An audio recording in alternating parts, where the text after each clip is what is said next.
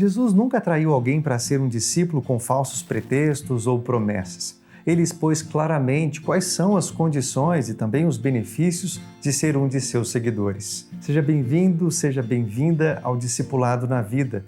Nós vamos começar hoje mais um módulo da Bíblia de Estudo do Discipulado.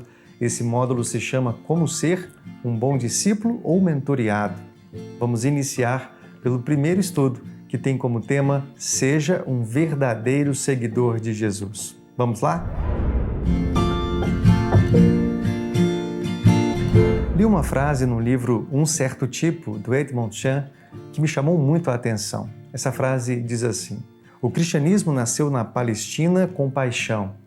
Mudou-se para a Grécia e virou uma filosofia. Foi para Roma e se tornou uma instituição. Foi para a Europa e se tornou uma cultura. Finalmente chegou à América e se tornou uma empresa. Não podemos negar que muito daquilo que nós vemos e assistimos nas igrejas hoje em nada parece com aquilo que Jesus ensinou e pregou, com aquilo que nós lemos nas Escrituras. Ouvimos por aí de um evangelho light, permissivo, humanista, cheio de promessas de bem-estar para as pessoas. Um evangelho que não promove mudanças, que não confronta.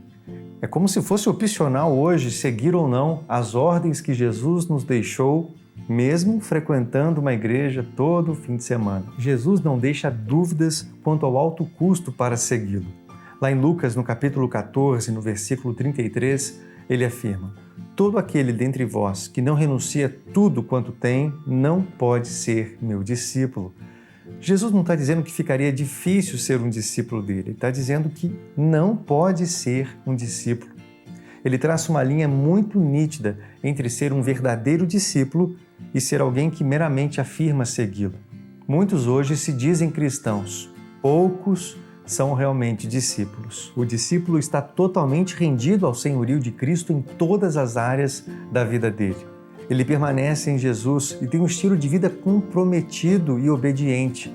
Ele avaliou os custos e se entregou completamente para seguir Jesus. Eu nasci numa família cristã, cresci numa igreja, hoje eu sou pastor de uma comunidade local, mas confesso que a maior parte da minha caminhada cristã eu não compreendia essa diferença entre ser um bom cristão e um discípulo verdadeiro de Jesus. Eu fui ensinado a ser uma pessoa correta, a fazer minhas práticas devocionais, a ajudar outras pessoas, a me engajar nas atividades da igreja. Claro que tudo isso é extremamente correto e importante, mas eu tenho aprendido que o chamado ao discipulado vai muito além dessas coisas. O discipulado é um processo incessante de morrer para o eu e permitir que Cristo se torne vivo em nós. O discípulo responde com fé e obediência ao chamado de seguir ao Mestre, e esse segui-lo é um caminho com altas exigências. Na Grande Comissão, no finalzinho do capítulo 28 do Evangelho de Mateus, quando Jesus envia os discípulos para irem fazerem novos discípulos, ele não estava falando em ganhar convertidos e alcançar novas pessoas, novos adeptos para essa causa. Ele estava falando sobre reproduzir pessoas comprometidas e dispostas a guardar tudo aquilo que ele ordenou. Jesus eleva o padrão do discipulado, mostra que seus seguidores não são meros aprendizes, mas são aqueles que se entregaram completamente em rendição absoluta. Essas condições ficam muito claras aqui em Mateus, no capítulo 16, nos versículos 24 e 25. Diz assim: então Jesus disse aos seus discípulos: se alguém quer vir após mim, negue-se a si mesmo, tome a sua cruz e siga-me. Pois quem quiser salvar a sua vida, a perderá. E quem perder a vida por minha causa, esse a achará. É interessante que Jesus começa com essa palavrinha se. Se alguém quer ser meu discípulo, se alguém quer me seguir, se alguém quer vir após mim. Isso significa que ele nos dá a liberdade de escolha. Um bom exemplo disso é a história que a Bíblia nos conta sobre o jovem rico. Ele procura Jesus e, mesmo tendo ouvido um convite do próprio Jesus para segui-lo, aquele jovem vai embora. Ele ouve aquilo que ele deveria deixar e acha aquele preço alto demais. Aquele jovem fez uma escolha, a escolha de ir embora. Qual escolha você tem tomado todos os dias? A escolha de ser um verdadeiro seguidor de Jesus, de se render completamente, de se entregar plenamente para ser um verdadeiro discípulo. Nesse texto que nós lemos, Jesus usa 3 expressões marcantes que definem bem esse padrão. A primeira dessas expressões é negue-se a si mesmo. A palavra usada significa rejeitar, resistir, recusar. Em outras palavras, significa dizer não. A expressão negar-se a si mesmo é utilizada em outros momentos no Novo Testamento. Por exemplo, lá em Marcos, no capítulo 14, quando Pedro nega 3 vezes que conhecia Jesus. Ele diz: não conheço esse homem que vocês estão falando. Pedro chega a negar que conhecia Jesus. Negar a si mesmo significa não conheço essa pessoa. Negar-se a si mesmo significa negar a nossa autossoberania. Significa rejeitar esse eu que está dentro de nós. Significa mortificar realmente o nosso eu, dizendo: eu não conheço esse homem, não conheço esse Senhor que está dentro de mim e deseja me controlar. Significa dizer um não decidido e dizer sim ao senhorio de Cristo. Esse é o chamado, essa é a primeira ênfase que Jesus dá nesse texto que nós lemos. A segunda expressão é tome a sua cruz. Muitas pessoas interpretam mal isso, dizendo que uma enfermidade, uma dificuldade na vida acaba sendo uma cruz que elas precisam carregar.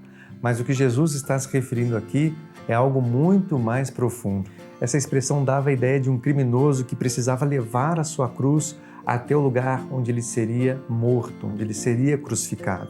Quem levava uma cruz é porque havia recebido uma sentença de morte.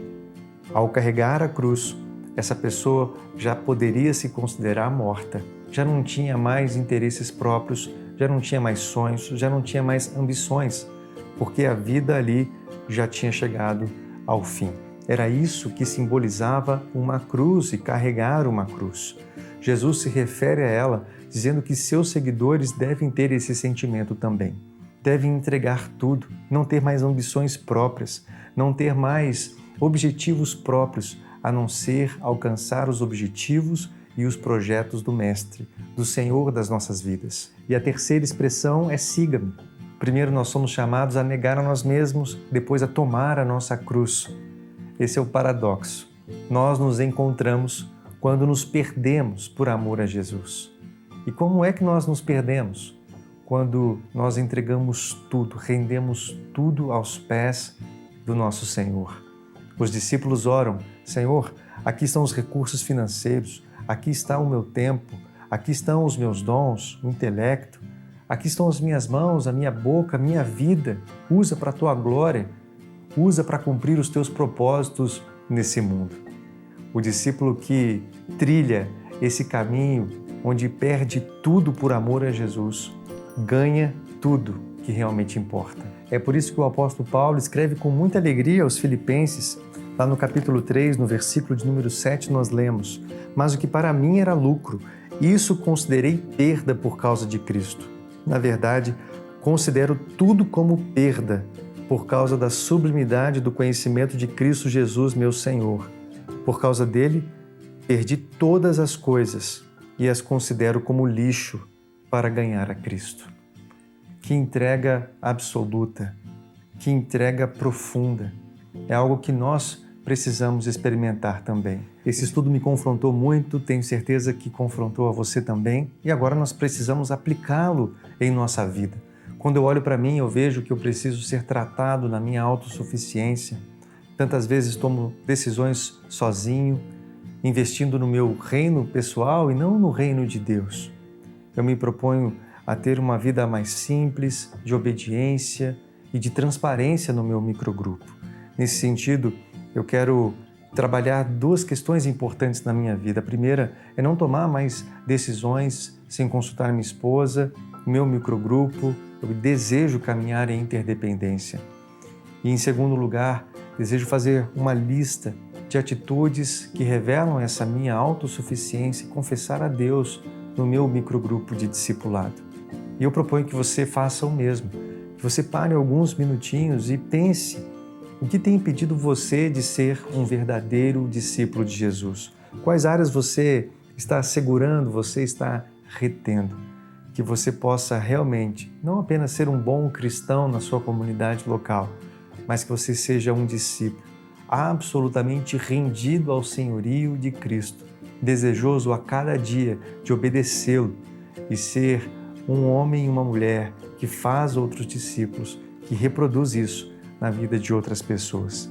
Deus te abençoe de forma abundante. Um grande abraço.